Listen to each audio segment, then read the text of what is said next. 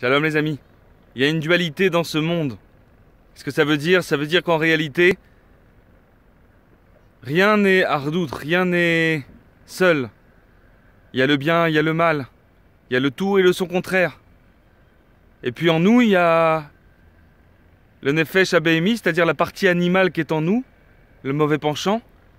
Et le nefesh haeloki, c'est-à-dire la partie divine qui est en nous, l'âme. Tout l'objectif pour passer de l'exil à la délivrance, c'est de faire la hardout. Qu'est-ce que c'est la hardout? C'est l'unité d'Hachem.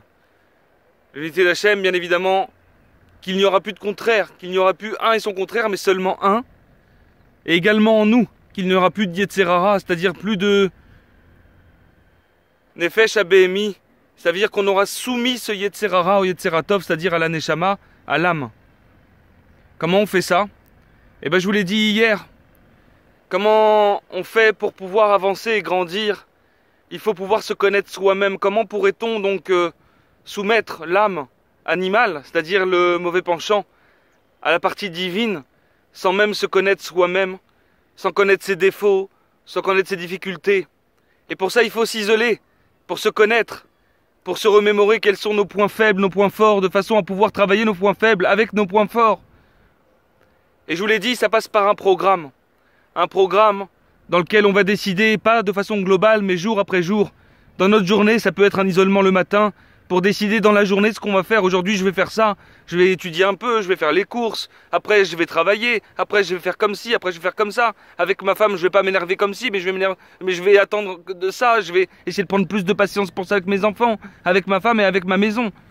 C'est des prises de conscience sur les points faibles qu'on a et des décisions fermes sur comment on va se comporter. Bien évidemment, ça, on peut le faire qu'avec l'association d'Hachem. Qu'est-ce que c'est l'association avec Hachem? C'est quand on va avoir des empêchements, quand on va avoir décidé de faire les choses comme on aura décidé le matin de les faire, et qu'on va avoir des empêchements. C'est-à-dire qu'on a prévu d'étudier, mais finalement un coup de téléphone, un rendez-vous inattendu, un empêchement, une personne qui arrive ou quelque chose à faire d'un coup, font qu'on ne va pas pouvoir étudier dans le temps qu'on avait prévu d'étudier ou avec la personne qu'on avait prévu de faire. Ça ne veut pas dire qu'il ne faut pas faire, qu'il faut annuler, non, Chasvé Shalom. Ça veut dire qu'il faut faire avec la volonté d'Hachem. Hachem exprime sa volonté à travers les empêchements, à travers les difficultés, à travers aussi les réussites, bien sûr. Faire avec la volonté d'Hachem, c'est accepter à bras ouverts les empêchements et essayer d'adapter notre volonté personnelle, c'est-à-dire ce qu'on a décidé, avec celle d'Hachem, pour arriver à quoi? À la hardout, à l'unité. L'unité d'Hachem avec l'homme, bien évidemment, c'est le but absolu. Hachem Echad Ushmo Echad, son nom sera un, quand on aura compris que dans chaque chose dans notre vie, il faut inclure Dieu.